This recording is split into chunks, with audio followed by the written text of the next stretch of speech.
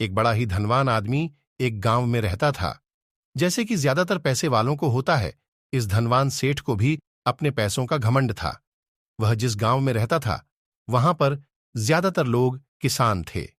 इन सभी किसानों के पास जितनी जमीन थी, उससे कई गुना ज्यादा जमीन इस सेठ के पास थी। कई गरीब किसान तो इसके लिए इसके खेतों में काम करते थे। इसी गांव में मोहन नाम का एक बड़ा ही मेहनती और सच्चा किसान रहा करता था। मोहन का परिवार थोड़ा बड़ा था।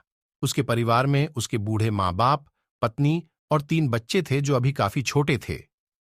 मोहन के पास ज्यादा जमीन नहीं थी, लेकिन जितनी भी थी उसमें वह बड़ी मेहनत करता और अपने परिवार का पेट पालने लायक अनाज उगा लेता था। बाकी के किसान भी यह देखकर हैरान रह जाते कि कोई कैसे इतनी सी जमीन में इतना ज्यादा फसल उगा सकता है। एक वर्ष उस गांव में काफी ज्यादा बारिश हुई, जिसके चलते कई किसानों की फसलें बर्बाद हो गईं, जिनमें से एक मोहन भी था।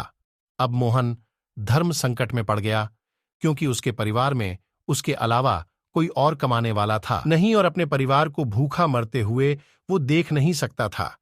वह जानता था कि इस गांव में अगर कोई उसकी मदद कर सकता है तो वह वही घमंडी सेठ है जिसने गांव के कई अन्य गरीब किसानों को या तो कर्जा दिया है या तो अपने यहां काम पर रखा हुआ है।